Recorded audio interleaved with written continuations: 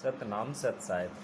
कुरान शरीफ में कैसे पुनर्जन्म का वर्णन किया है, इसको ज़रा गहराई से सोचते हैं। कुछ लोग कहते हैं कि इस्लाम धर्म में पुनर्जन्म नहीं होता, लेकिन कुरान शरीफ में कैसे उसका वर्णन किया है और हमें उसे कैसे उसको आधार मानकर हमें अपने कर्मों को अनुकूल कर्म करते हुए अच्छाई के मार्ग पर चलें, जिससे हमारी आखिरत सुधर सकती है।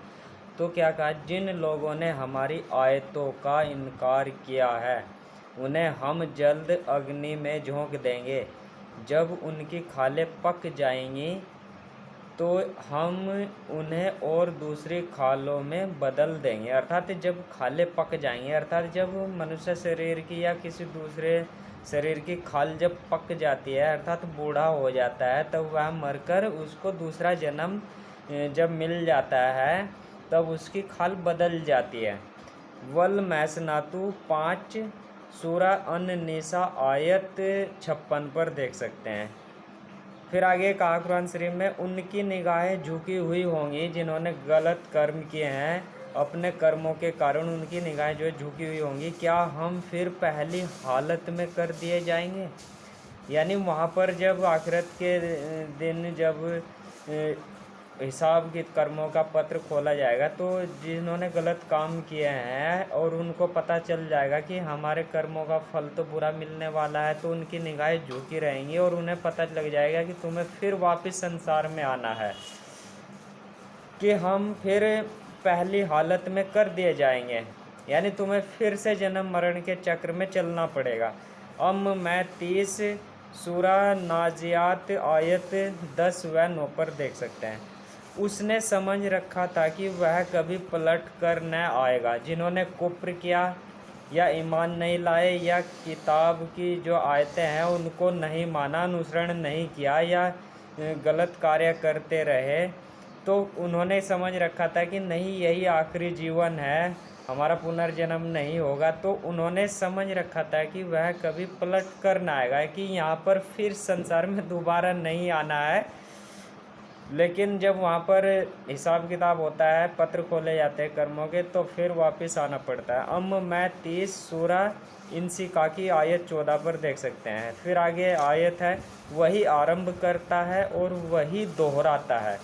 यानी आपके जो जन्म मिला है वही आरंभ करता है और वही इसको फिर से दोहराता है। वह कब दोहराता है? यदि आपके कर्म पत्र जो है ये सही नहीं है, अनुकूल नहीं है, आपकी आखिरत सुधरने लायक नहीं है कर्मों के अनुसार, तो आपको फिर से दोहरा दिया जाएगा आपके साथ में।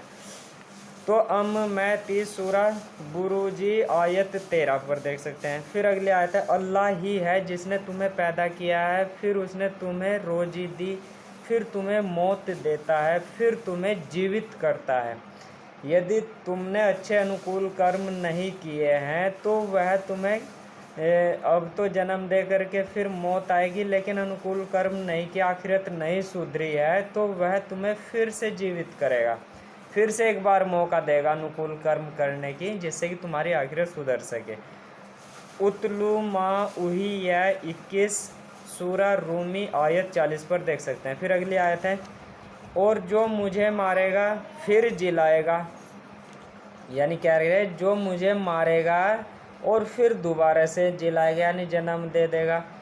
वह काल जे न 19 पार्ट है, सूरा सूरा ई आयत 81 पर देख सकते हैं। फिर अगली आयत है, मेरे रब ने तो इंसाफ का हुक्म दिया है, यह कि इबादत के हर अवसर पर अपना रुख ठीक रखो और उसी को पुकारो।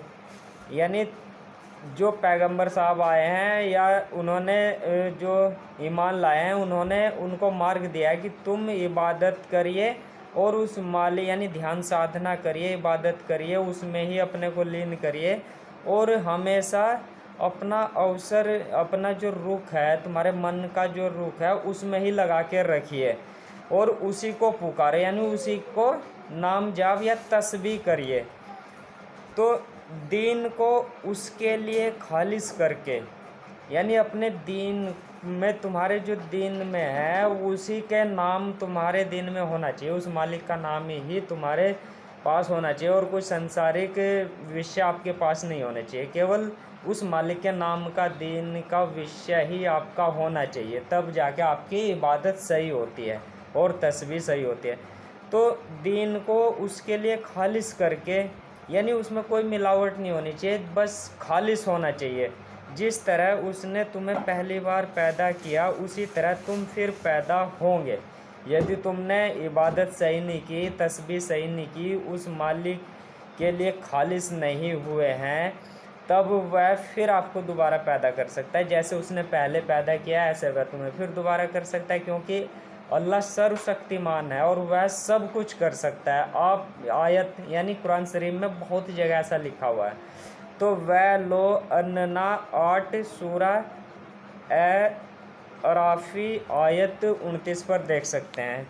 फिर आगे भी लिखा है, जिन्होंने कुफ्र किया किताब वालों और मुशरिकों में से, वे जहन्नम की आग में होंगे। यानी जिन्होंने कुफ्र किया है, चाहे वह किताब वाले हों या मुशरिक हों, कोई भी हो, जिन्होंने कुफ्र किया है वह क्या है, जहन्नम की आग में होंगे, जहाँ वे सदा रहेंगे। यही लोग दुष्टतम जन हैं। यानी जो कुफ्र करते हैं, उस मालिक की तस्बीह या इबादत नहीं करते हैं और अपने आप को खालिस नहीं करते हैं, तो वही दुष्ट जन है और उन्हें जहन्नम की आग में झोंक दिया जाएगा, अर्थात पुनः गर्भ की आग में झोंक दिया जाएगा। मैं 30 सूरह बैयनती आयत 6 पर देख सकते हैं। फिर आगे की आयत में कहा, आखिरत के दिन जब कर्मों का पत्र खोला जाएगा, जो गलत व कुफ्र किया है, सरकस लोगों का ठिकाना है जहन्नम। यानी जो जिन्होंने कुफ्र किया और सर्कस लोग हैं, उनका ठिकाना कहाँ है, जहन्नम में, जिसमें वे मुद्दत बिताते रहेंगे, अर्थात बार बार आते जाते रहेंगे, यदि उन्होंने अपनी आखिरत नहीं सुधारी, इबादत व ईमान नहीं लाए हैं। तो सिवाय उन्हें क्या मिलेगा वहाँ जहन्नम में, वह साधारण पानी नहीं मिलेगा उन्हें, सिवाय खोलते पानी के और पीप व रक्त ही पीने को मिलेगा। अब यहाँ पर थोड़ा सा समझना है कि जहन्नम कहाँ है।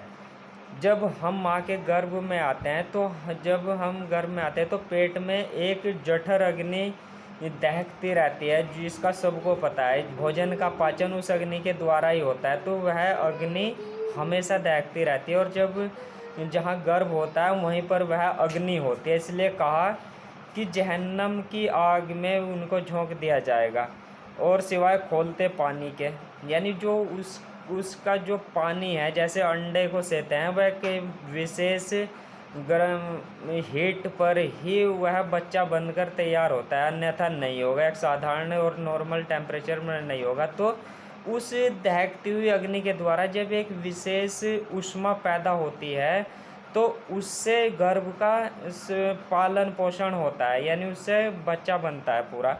तो सिवाय खोलते पानी के, यानी वहाँ पानी खोलता हुआ है, और पीप और रक्त है, यानी प्लासेंटा के अंदर पीप और रक्त होता है। और यह स्थिति माँ के गर्भ की होती है, जिसमें माँ के पेट में जठर अग्नि दहकती रहती है और पीप रक्त प्लासेंटा में भरा रहता है, और बच्चा हमेशा गर्भ में उल्टा लटका रहता है। इसका वर्णन कुरान शरीफ में कहीं कहीं आया है कि उल्टा लटका दिया जाएगा। मैं 30 सूरह नए बई आयत 21, 22, 23 व 24 पर देख सकते हैं। जिन्होंने कुफ्र किया है वे कहते हैं, हम बताएं तुम्हें ऐसा व्यक्ति जो तुम्हें खबर देता है।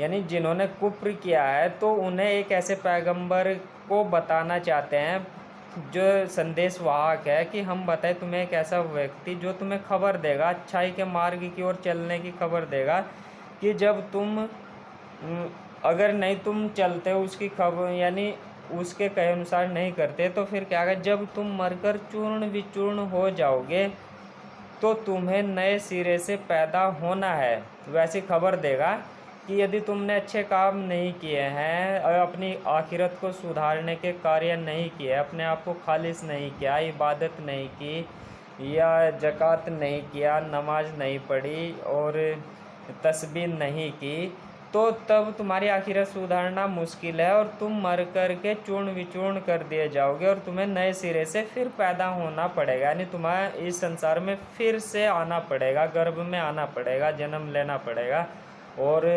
मृत्यु फिर निश्चित है। यानी ऐसा ही चलता रहता है। जो धार्मिक जो पैगंबर के बताए हुए नियम पर नहीं चलते हैं, उस मालिक को भूल जाते हैं, कुफ्र करते हैं। तो ये लिखा है वह मय्यकनुत 22 सूरा से इन आयत 7 पर देखे। तो यानी पुनर्जन्म संसार के सभी धर्मों की सभी पुस्तकों में इसका वर्णन मिलता है। बौद्ध धर्म में भी, ईसाई धर्म में भी और हिंदू धर्म में भी, और कुरान शरीफ में तो आप देख ही रहे हैं। तो हमें हमारा पुनर्जन्म न हो, इसलिए हम उस मालिक को हमेशा अपने शरीर के द्वारा नाम जाप करते रहे, ध्यान साधना करें, इबादत करें, प्रार्थना करें, तस्बीह करें। इसको यानी यह जीवन उसी के लिए है। सतनाम सत्सय।